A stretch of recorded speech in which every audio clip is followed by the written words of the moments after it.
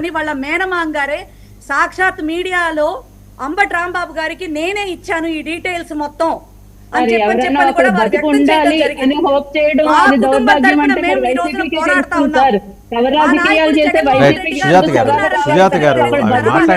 సుజాత గారు మళ్ళీ వస్తాం మీ దగ్గరికి, ఆవిడ మాట్లాడియండి ప్లీజ్. క్రాస్ టాక్ చేస్తారు. ఆవిడ మాట్లాడినంత సేపు నేను ఓపిక్ గా విన్నాను, నేను గౌరవించాను. ఎందుకు ఆవిడ మాట్లాడేస్తారు?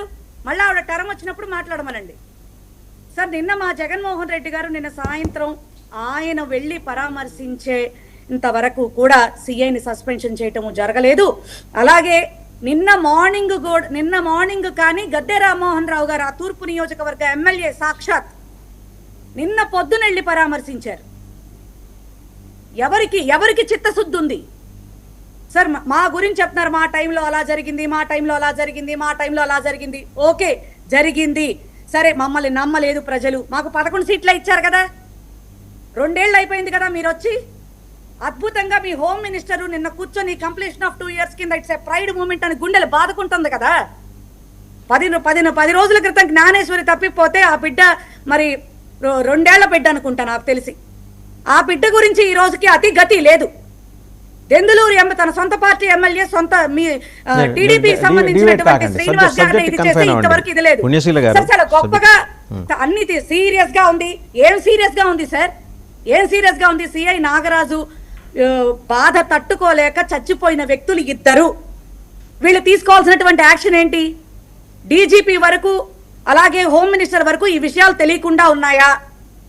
అలాగే విజయవాడ సిపి గారు కూడా చాలా సీరియస్ అయ్యారు. ఏం సీరియస్ అవుతున్నారు సార్? నాకు అర్థం కాదు. అందరూ ఇన్వాల్వ్ అయ్యి ఇది పెద్ద రప్చర్ అయ్యి రాష్ట్ర వ్యాప్తంగా కూడా ఇది ఒక పెద్ద సెన్సేషనల్ అయిన తర్వాత కానీ మనకి చేంకుట్టినట్టు అనిపించలేదా? ఒక తల్లి బాధ కనిపించలేదా? జగన్మోహన్ రెడ్డి గారిని 24 గంటలు జగన్మోహన్ రెడ్డి గారి మీద పడేడుస్తారేంటి? ఆయన అన్న మాటలకి సమాధానం చెప్పండి. రైట్, కృష్ణాంజనేయులు గారి దగ్గరికి వెళ్దామండి, మళ్ళీ వస్తాం మీ దగ్గరికి. ఆ పిల్లాడు గనక కృష్ణాంజనేయులు గారు నిన్న చచ్చిపోలేదు అన్నటువంటి నమ్మకం ఉంటే, ధైర్యం ఉంటే ఖచ్చితంగా మరి ఆ పిల్లాన్ని మే 29న కోర్టులో సిద్ధపరచడానికి హాజరుపరచడానికి సిద్ధంగా మనం చెప్పండి. రైట్, కృష్ణాంజనేయులు గారు నిన్న ఒక ప్రత్యక్ష సాక్షి, అంటే ఈ అబ్బాయిని చిత్రహింసలు పెడుతున్నప్పుడు పోలీస్ స్టేషన్లో ఉన్న ప్రత్యక్ష చందు మహంకాళి అనే అబ్బాయి ఒక సెల్ఫీ వీడియో రిలీజ్ చేశాడు. ఏది నేను చూశాను, ప్రత్యక్షంగా చూశానని.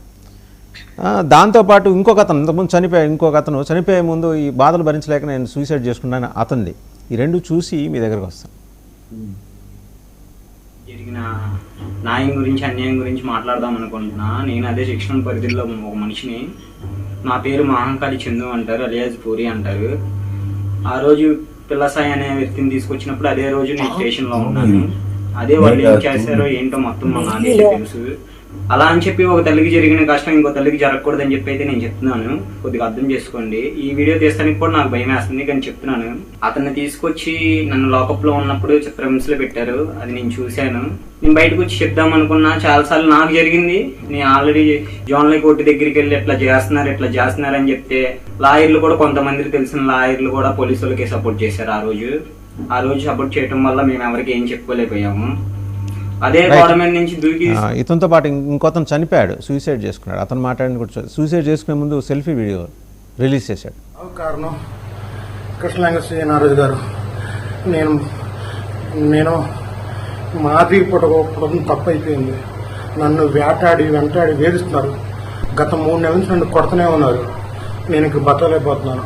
నా సాగు కారణం కృష్ణలింగ శ్రీయ్య గారే. ఇంక నేను బతకలేను. కృష్ణాంజనేయులు గారు, వెస్ట్ బెంగాల్లో ఇంతకుముందు మమతా బెనర్జీ గారు ఉన్నారు కదా, ఆవిడ పరిపాలనా కాలంలో కన్నా ఘోరమైన కేసుగా దీన్ని చూడొచ్చా? ఇంతకన్నా ఇలా సిమిలర్ అట్లీస్ట్ ఏంటంటే ఆమె మీద ఏదో కామెంట్ చేసిందని పూణేలో లా స్టూడెంట్ని వెస్ట్ బెంగాల్ లాగా పిలిపించుకెళ్ళి 15 రోజులు హెరాస్ చేసి తర్వాత పాపం ఆవిడ బెయిల్ తీసుకుని బయటకు వచ్చి ఒక లా స్టూడెంట్ అమ్మాయి. ఐ డోంట్ థింక్ దానికి దీనికి పెద్ద ఏమి డిఫరెన్స్ కనిపించట్లా. వాసుదేవన్ గారు నమస్తే. ప్యానల్ మెంబర్స్ అందరికి కూడా నమస్కారము. ఈ రోజున మీరు డిబేట్ లో 3 పార్టీల ప్రతినిధులు అనే కన్నా 3 మహిళలు, మాతృమూర్తులు, మహిళలు, వాళ్ళకి తల్లి బాధ తెలుసండి. రాజకీయాలు ఈ రోజు ఉంటాయి, రేపు పోతాయి. రాజకీయాలు ఏముందండి, ఈ రోజున ఈ పార్టీలో ఉండొచ్చు, రేపు పొద్దున ఇంకొక పార్టీలో కూడా వెళ్ళొచ్చు. ఇలాంటి పరిస్థితుల్లో కూడా మనము కనీసంగా మానవతా దృక్పథంతో ఆలోచించాలి అనేటువంటిది నా యొక్క సూచన పార్టీ ప్రతినిధులకు కూడా. ఇప్పుడు ఈ అబ్బాయి గాదే సాయి కృష్ణ అనేటువంటి అబ్బాయి పోలీసులు టార్చర్ చేసి, కస్టోడియల్ టార్చర్ చేసి నేపథ్యంలోనే చనిపోయాడు అనేటువంటి అంశము ఎలా నిర్ధారణ అవుతోంది అని అంటే, ఇప్పుడు చనిపోయేంత వరకు, బాడీ దొరికేంత వరకు మనము నిర్ధారించలేము, మనం చెప్పలేము అని అంటే ఆ బాడీ దొరకదు. ఇప్పుడు కాల్ చేసిన తర్వాత, బూడిద చేసిన తర్వాత, సపోజ్ 29వ తారీఖు రేపు పొద్దున హెబియస్ కార్పస్ హైకోర్టులో విచారణ రావచ్చు. మొన్న 15వ తారీఖు కూడా వచ్చింది, చూపించలేదు. రేపు పొద్దున కూడా చూపించరు. ఏమైందా మాకు తెలియదు, మేము వెతుకుతున్నామనే చెప్తారు అనుకోండి సపోజ్. ఇక బాడీ దొరకనంత వరకు అతను చనిపోలేదు అనేటువంటి భ్రమంలోనే బతకాల్సినటువంటి పరిస్థితి ఉంటుందా? ప్రత్యక్ష ఆధారాలు ఉన్నాయా లేవా?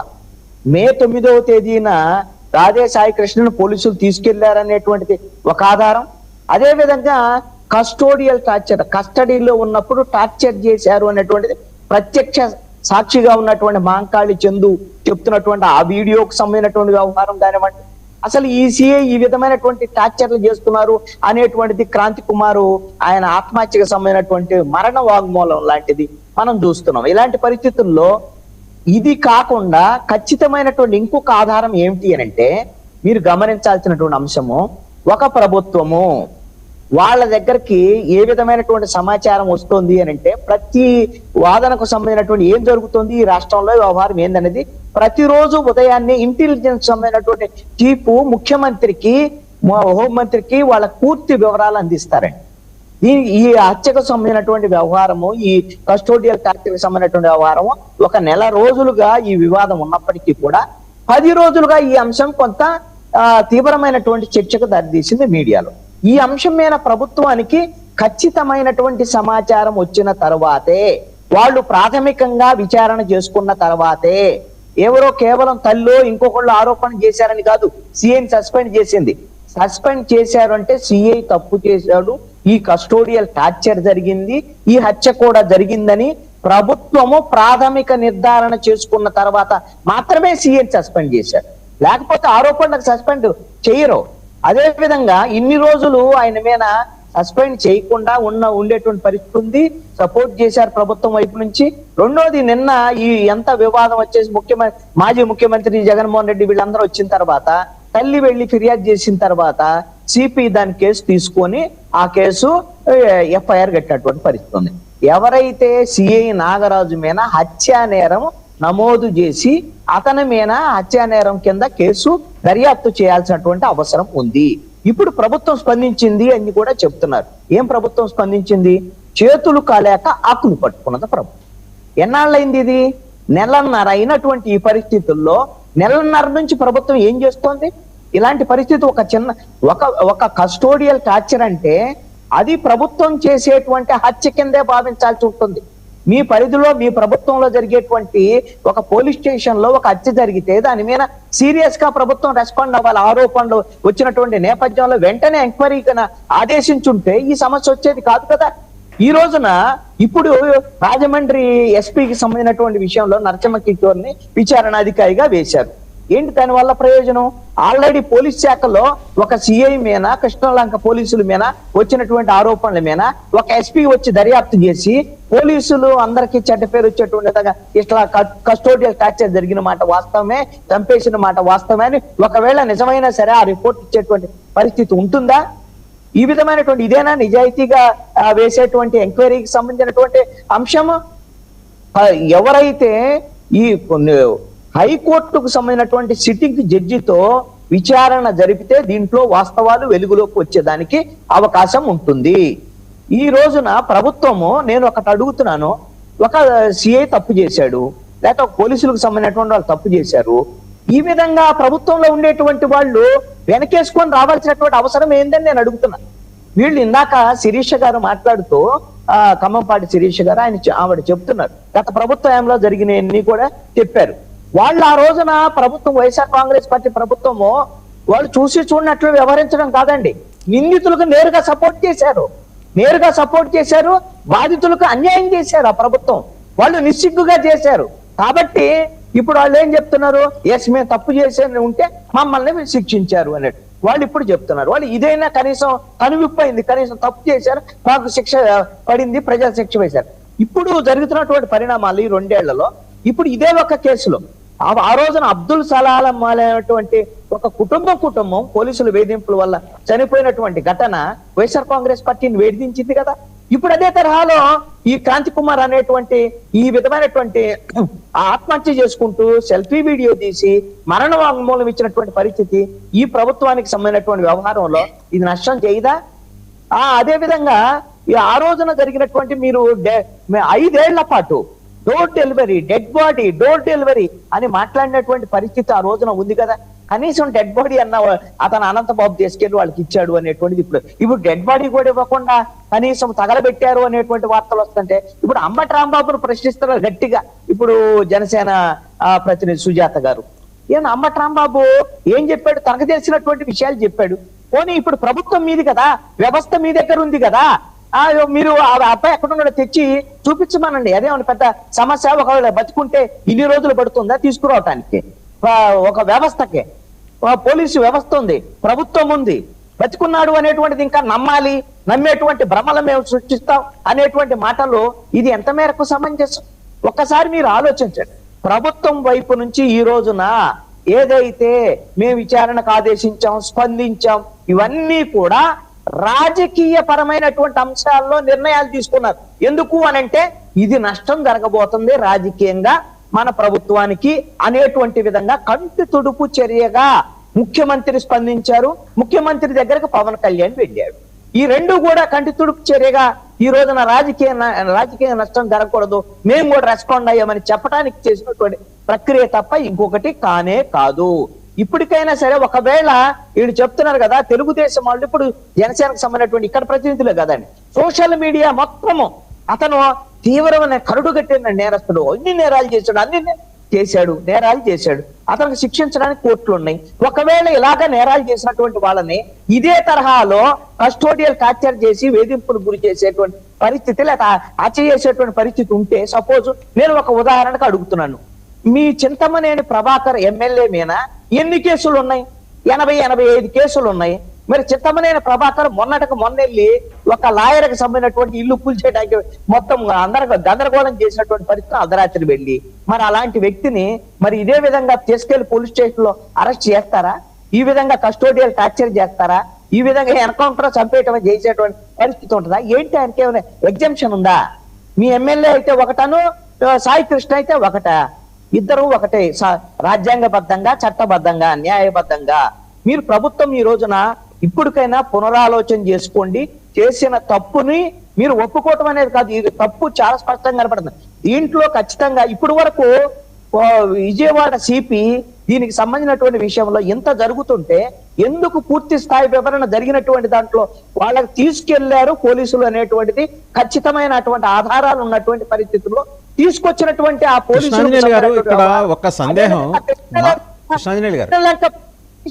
కృష్ణలంక పోలీస్ స్టేషన్ లో ఉన్నటువంటి సీసీ కెమెరాల ఫుటేజీని ఈ ప్రభుత్వం ఎందుకు బయట పెట్టడం లేదు? బయట పెట్టమేనండి, బయట పెట్టేసి ఎస్ ఇప్పుడు ఫలానా సమయంలో తీసుకొచ్చాం, ఆ తర్వాత వదిలిపెట్టాం అనేటువంటి విషయాలను కూడా అక్కడ సిఐ చెప్పించవచ్చు, లేదు అంటే మీ ఏసీపీ చెప్పొచ్చు, లేకపోతే సిపి చెప్పొచ్చు కదా. ఎందుకు దాచిపెట్టేటువంటి ప్రయత్నం చేస్తున్నారు? నేను ఒక్కటే సూచన చేస్తున్నాను, తెలుగుదేశం, జనసేన, బీజేపీకి సంబంధించినటువంటి ప్రభుత్వానికి మీరు గిన పొరపాటు చేశారు, మా పోలీసులని గిన మీ నిర్ధారణ ఉంది, మీకు ఆల్రెడీ ప్రాథమిక నిర్ధారణ ఉంది, మీ దగ్గర సమాచారం, పోలీసులు మీరు చర్యలు తీసుకున్నటువంటి విధంగా వ్యవహరించండి. మీరెందుకు అలాంటి తప్పుని మీరు భుజాన వేసుకొని ఈ రోజున నష్టపోయేటువంటి పరిస్థితి వస్తుంది. ఇది ఈ రోజున మొదలు కాలేదు.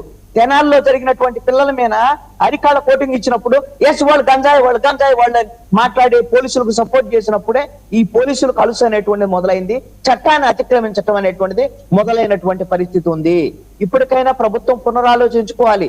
మన పక్కనే ఉన్నటువంటి, మన ఎదురుగా ఉన్నటువంటి వైఎస్ఆర్ కాంగ్రెస్ పార్టీ జరిగినటువంటి వాళ్ళకి శాస్తి ఏం జరిగింది, ప్రజలు ఏ విధంగా తీర్పిచ్చారు అని చూసిన తర్వాత కూడా సిగ్గు తెచ్చుకోకుండా తెలుగుదేశం, జనసేన, బీజేపీ పార్టీలు ఈ రోజున ఇప్పటికీ కూడా ఈ విధంగా వ్యవహరిస్తున్నాయి, తప్పుని కప్పిపుచ్చుకునేటువంటి ప్రయత్నం చేస్తున్నాయి.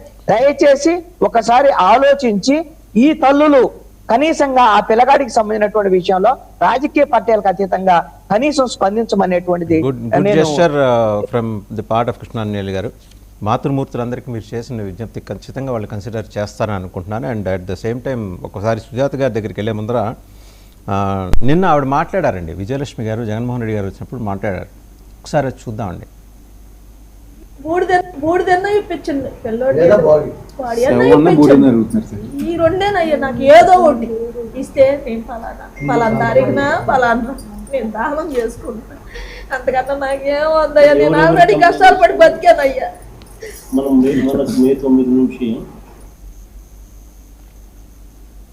సో వారి మేనమామ కూడా మాట్లాడారు, మేము లోకేష్ గారి కోసం పనిచేశాము, అలాగే జనసేనకు పనిచేశామని. ఇందాక క్లారిటీ లేదన్నారు కదా సుజాత గారు, వారి కోసం ఒకసారి ఆయన మాట్లాడచ్చు. ఈ రాష్ట్రంలో ఉన్న చంద్రబాబు నాయుడు గారికి, హోమ్ మినిస్టర్ అనిత గారికి, మన పవన్ కళ్యాణ్ గారికి, నారా లోకేష్ గారికి, మేము పనిచేసింది జనసేనకి, మేము పనిచేసింది లోకేష్ గారికి. మమ్మల్ని ప్రశ్నించమంది జనసేన నాయకుడు పవన్ కళ్యాణ్ గారు. మా దగ్గరికి రాజీకి వచ్చింది మమ్మల్ని ఒప్పిస్తానికి, మమ్మల్ని బెదిరిస్తానికి.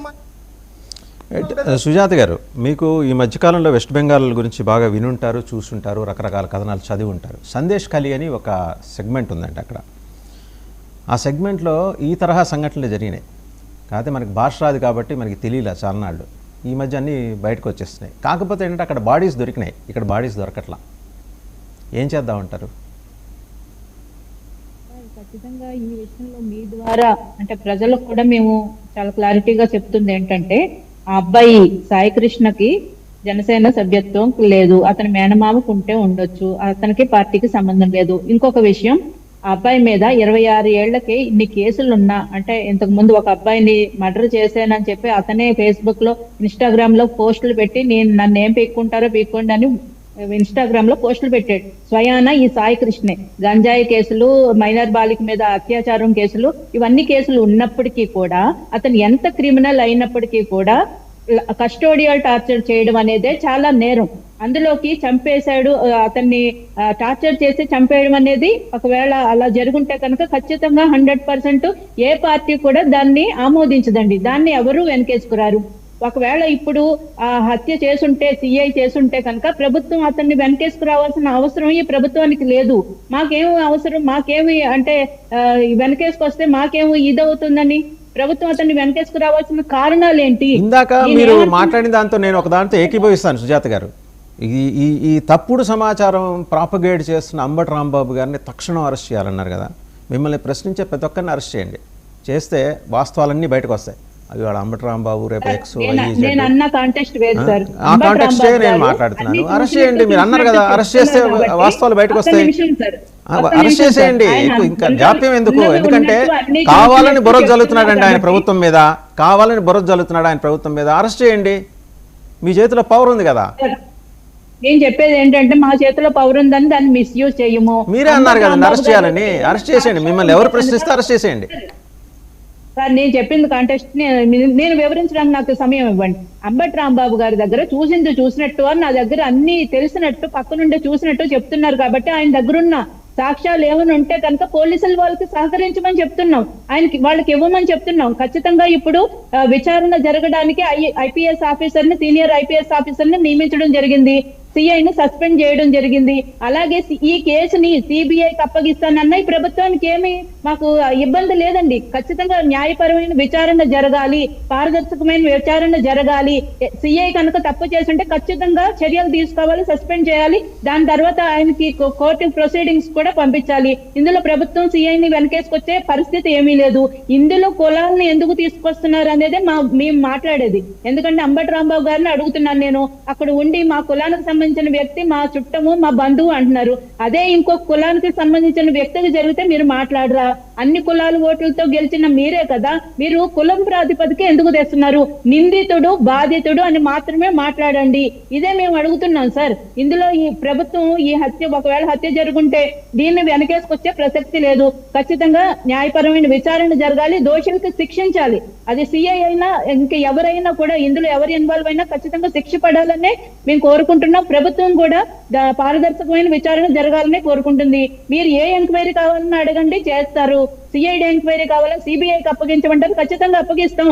అదే కదా ఆయన అడిగింది. అలా అడిగితే అరెస్ట్ చేస్తా ఉంటున్నారు కదా, మీరే అరెస్ట్ చేస్తా ఉంటున్నారు. ఆయన అడిగింది అదే, సిబిఐ విచారణ చేయమని అడిగాడు ఆయన, అంబటి రాంబాబు. ఖచ్చితంగా సిబిఐకి అప్పగిస్తారండి. ప్రభుత్వానికి ఎటువంటి ఇబ్బందులు లేదు. సిఐని వెనకస్తు రావాల్సిన అవసరం మాకేముంటుంది? ఖచ్చితంగా అది తప్పే. కస్టోడియల్ టార్చర్ చేయడమే తప్పంటే హత్య చేయడం ఇంకా నేరం సార్. అది ఎవరు చేసినా తప్పే. ఇప్పుడు చట్టాలు ఉన్నాయి, కోర్టులు ఉన్నాయి. వీళ్ళు ఎవరంటే శిక్షించేయడానికి పోలీసులు? మీరు ఎవరైనా ఒక వ్యక్తిని అరెస్ట్ చేస్తే కొట్టి చంపేసే అధికారం మీకు ఎక్కడుంది? హెబియస్ కార్పస్ వేశారు. ఈ రోజు మీరు కోర్టు ముందు ప్రొడ్యూస్ చేయాల్సిన అవసరం ఉంది. కోర్టుకి ఏం చెప్తారు? ఖచ్చితంగా విచారణ జరగాలని మేము కోరుకుంటున్నాం సార్. మేము దాంట్లో ఏమి తప్పు పట్టట్లేదు. అంబటి రాంబాబు గారు ప్రశ్నించవచ్చు, జగన్మోహన్ రెడ్డి గారు ప్రశ్నించవచ్చు, మీరందరూ ప్రశ్నించవచ్చు. దానికి కూడా ప్రభుత్వం నుంచి మేము కూడా సహకారం అందిస్తాము. విచారణ జరగాలంటున్నాం. కానీ మేము అడిగేది ఏంటంటే, మీరు కులాల ప్రస్తావన ఎందుకు తెస్తున్నారు? ఖమ్మంపాటి శిరీష్ గారు మాట్లాడతారు. ఇందాక ఎందుకు రెచ్చగొట్టాలనుకుంటున్నారు? లెటర్ స్పీక్ అవుట్ అండి. శిరీష్ గారు మాట్లాడతారు. శిరీష్ గారు, ఇప్పుడు అంబటి రాంబాబు గారిని అరెస్ట్ చేస్తే ఆయన దగ్గర ఉన్న ఆయన కొన్ని చెప్పట్లేదు బయటికి. ఆ సాక్ష్యాలు కూడా బయటికి పోలీసులకు ఇచ్చేస్తారు కదా, అయిపోతుంది. ఇప్పుడు మనల్ని ఎవరు ప్రశ్నించినా సరే అరెస్ట్ చేసేద్దాం. మన వాళ్ళ దగ్గర నుంచి కావాల్సినంత ఎవిడెన్స్ తీసుకుందాం, రాసేసుకుందాం. ఆ ఎవిడెన్స్ని కోర్టులో ప్రొడ్యూస్ చేద్దాం. సార్, అంబటి రాంబాబు గారిని అరెస్ట్ చేయాలి అనేది కాదు, చెప్పే విధానంలో కొంచెం కన్ఫ్యూజన్ ఉంది అంతే తప్ప ఆయన అరెస్ట్ చేయాలనేది. ఒక తల్లి బాధలో ఆవేదనలో ఉన్నప్పుడు మనము తెలిసి మాత్రమే మాట్లాడాలి, పూర్తిగా ఆధారాలతో మాత్రమే మాట్లాడాలి. ఆ తల్లి తీవ్రమైన ఆవేదనలో ఉంది. ఆ బిడ్డ ఇప్పటి వరకు ఏంటి అనేది తెలియలేదు. అలాంటి సమయంలో మనం నిరాధారమైనటువంటి ఆరోపణలు చేయటం ఎంతవరకు కరెక్ట్ కాదు. అది ఆ కోణంలో మాత్రమే తను చెప్పారు. కానీ అరెస్ట్ చేసి ప్రశ్నించిన వాళ్ళని అరెస్ట్ చేసే ప్రభుత్వం మాది కాదండి. ప్రశ్నించే గొంతును నొక్కేసే ప్రభుత్వం కూడా మాది కాదు. ఇంకా చెప్పాలంటే, గతంలో మా సొంత పార్టీ కార్యకర్తనే మేము సస్పెండ్ చేసి రిమాండ్కి పంపించినటువంటి పరిస్థితి అండి మా కుటుంబ ప్రభుత్వాన్ని. కాబట్టి ఇక్కడ ఒక తల్లి ఆవేదన, అలాగే అతని మీద ఏమి ఉన్నాయి ఏం లేవు అనేది అది సెకండరీ. ఓకే, ఉన్నా వాళ్ళు చూసుకుంటారు. కానీ కస్టోడియల్ టార్చర్ అనేది ఉపేక్షించదగినది కాదు. గతంలో త్రిపుల గారిని చూసుకున్నాం. కస్టోడియల్ టార్చర్ అంటే, ఇందాక కృష్ణాంజనేయులు అన్నగారు అన్నారు, తల్లులుగా ఆలోచించండి అమ్మని. తప్పకుండా అన్న, ఖచ్చితంగా తల్లులుగా ఆలోచిస్తున్నాం కాబట్టే పార్టీలకు అతీతంగా, కులాలకు అతీతంగా మాట్లాడుకుంటే బాగుంటది అనేది మా ఉద్దేశం కూడా. కానీ గతాన్ని ఎందుకు తీసుకొచ్చాము అంటే, ఒక వ్యక్తి ఏదో సాధారణమైనటువంటి వ్యక్తి వెళ్ళి మాట్లాడితే దాన్ని మేము మాట్లాడం. కానీ బాధలో ఉన్నటువంటి కుటుంబాన్ని ఓదార్చడంలో ఎటువంటి తప్పు లేదు, అది అవసరం కూడా. కానీ గతంలో మనం చేసిందేంటి, ఇప్పుడు మనం చేస్తుందేంటి, కొత్తగా ఇంత సింపలైజ్ చూపించటం, ఇప్పుడు వచ్చేసి మీడియా ముందు ఈ విధమైనటువంటి మాటలు మాట్లాడటం అనేది మేము పర్టికులర్ గా చెప్తున్నాం. ఎందుకంటే కస్టోడియల్ టార్చర్ గురించే తీసుకుంటే, డాక్టర్ సుధాకర్ గారు నా వరకు ఆయన గురించి మా మీన్స్ అంటే సమ్ టైమ్స్ మేము ఫీల్ అవుతాం ఉంటది. మాకు ఒక డాక్టర్ గా చదివి మా కమ్యూనిటీస్లలో ఆ స్టేజ్ కి వెళ్ళడం అనేది చాలా ఎంతో కష్టం. ఆర్థిక బాధలు కూడా ఓర్చుకొని వెళ్తారు. అలాంటి వ్యక్తిని పిచ్చివాడిగా, మతిస్థిమితం లేనివాడిగా నడి రోడ్డు మీద బట్టలు ఓడదీసి కొట్టి పిచ్చివాడిగా ముద్ర వేసి కస్టోడియల్ టార్చర్ పెట్టి ఆయన మృతికి కారణమైనటువంటి ప్రభుత్వాలు నడిపిన వ్యక్తి ఈ రోజు వచ్చేసి ఇలాగ మాట్లాడడం అనేది మేము ఇక్కడ పాయింట్అవుట్ చేస్తున్నాం. అంతేగాని మేమేదో వాళ్ళని పాయింట్అవుట్ చేయటమో లేదు, ఇది కాదు ఇక్కడ కావాల్సింది. కానీ మీరు అన్నారు ప్రభుత్వాలు ఖచ్చితంగా ఇలాంటి విషయాల వల్ల అది మా గవర్నమెంట్ కానీ ఇంకోటి ఖచ్చితంగా అది ప్రభుత్వానికి ప్రతిష్టను భంగం కలిగించే విధంగానే ఉంటుంది. ఇంకా చెప్పాలంటే మన సీఎం గారు, గౌరవ ముఖ్యమంత్రి గారు ప్రాణం విలువ తెలిసిన వ్యక్తి, అమ్మ విలువ తెలిసిన వ్యక్తి. కాబట్టి ఖచ్చితంగా ఆయన ఎట్టి పరిస్థితిలోనూ ఉపేక్షించరు. కూటమి నాయకులు ఎవరు కూడా దీన్ని ఉపేక్షించే పరిస్థితి లేదు. ఎవరు ఉన్నా, ఇందాక మీరు కొంతమందిని సంబోధించారు, కానీ ఎవరైనా సరే ఆధారాలు లేకుండా మేము ఎవరిని సంబోధించలా. మా దగ్గర ఉన్న బైట్స్ మీకు చూపించాను. కృష్ణాంజనేయులు అన్న గారి గురించి నేను అన్నయ్య చెప్పిన విషయానికి నేను చెప్తున్నాను ఏంటంటే, ఓకే కరెక్ట్, అన్నయ్య మాట్లాడింది కూడా 100% కరెక్ట్. కానీ ఇక్కడ ఆధారాలు లేకుండా ఏది కూడా మనం మాట్లాడకూడదు. ఇష్టం వచ్చినట్లుగా మనకేదో ఎదురు పార్టీ వాళ్ళు మాట్లాడారు కదా అని మేము కూడా మాట్లాడడం, ఆ కోర్టులో ఉన్న అంశాన్ని తీసుకొచ్చి మేము మానవుడితో చెప్పడం, ప్రభుత్వం చేయబోయే విషయాన్ని కూడా మన ప్రభుత్వానికి అన్ని విషయాల్లో సమగ్రమైనటువంటి విచారణ జరుగుతుంది ఈ కేసు విషయంలో. కాబట్టి ఎట్టి పరిస్థితిలోనూ తగినటువంటి నిర్ణయాలు ప్రభుత్వం తీసుకుంటుంది. ఏ నిర్ణయం తీసుకోలేదు అప్పుడు వాళ్ళు ఏదైతే ఒక్క మాట సార్, వాళ్ళు డిమాండ్ చేశారని చెప్పి ఇందాక ఒక మాట, డిమాండ్ కాదు సార్, మా బాధ్యతగా మేము చేసాం సి నాగరాజుని, అంతే తప్ప వాళ్ళ డిమాండ్ కాదు. ఇక్కడ ప్రభుత్వం ఎవరిని ఉపేక్షించదు. ఖచ్చితంగా ఆ తల్లి ఆవేదన తీర్చలేనిది, కానీ కొంచెం సమయం వేచి చూడాలి అని చెప్పి మాత్రమే మేము అంటున్నాము. ఎంతటి వాళ్ళున్నా సాయి కృష్ణ మృతికి సంబంధించినటువంటి వ్యవహారంలో వాస్తవాలు ఏంటి అని బయటికి రావాలి అంటే పోలీసు శాఖ జరిపేటువంటి అంతర్గతమైనటువంటి విచారణ, లేకపోతే ఇప్పుడు వేసినటువంటి విచారణ వ్యవహారంలో బయటికి రావు. ఈ విషయంలో ప్రభుత్వం ఒకసారి పునరాలోచన చేసి హైకోర్టు సిట్టింగ్ జడ్జి, ఎందుకంటే మీరు సిబిఐ విచారణకు అంగీకరించరు ఎలాగో, ఎందుకంటే జగన్మోహన్ రెడ్డి అడిగాడు కాబట్టి. సిబిఐ కూడా మీదే, ఎన్డీఏ ప్రభుత్వం, కేంద్రంలో ఉండేటువంటి ప్రభుత్వం కూడా మీదే.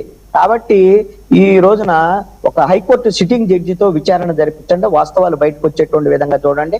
అదే విధంగా ఈ ప్రభుత్వము నిందితులకి అంటే ఇలాంటి సిఐకి సపోర్ట్ చేయదు అనేటువంటి విషయాన్ని మీరు స్పష్టం చేయాలి. రెండో అంశం ఏంటి అంటే ఈ కేసు నిష్పక్షపాతంగా విచారణ జరగాలి అని అంటే విజయవాడ సిపి ట్రాన్స్ఫర్ కావాలి. ఆ స్థానంలో ఉంటే ఈ విధమైనటువంటి విషయంలో, ఎందుకంటే ఒక సిఐ ఇప్పుడు నెల 10 రోజుల నుంచి ఈ ఘటనకు సంబంధించినటువంటి విషయము ఆ బాధిత కుటుంబీకులు వీళ్ళందరూ వచ్చి మాట్లాడుతున్నా సరే సిఐ అక్కడ ఇవన్నీ కూడా చేసి ధైర్యంగా కూర్చోగలిగాడంటే తను ఒక్కడే చేసినటువంటి వ్యవహారం కాదు అనేటువంటిది బలంగా ఉన్నటువంటి అనుమానం. దీని వెనకాల సిపి సపోర్టో లేకపోతే ఏసీపీ సపోర్టో, పోలీస్ శాఖలో ఉన్నటువంటి ఉన్నతాధికారులు, లేదంటే రాజకీయ నాయకులకు సంబంధించినటువంటి అధికార పక్షానికి సంబంధించినటువంటి వాళ్ళు ఎవరో సపోర్ట్ ఉండి ఉండొచ్చు అనేటువంటి అనుమానాలు బలంగా ఉన్నటువంటి పరిస్థితి ఉంది.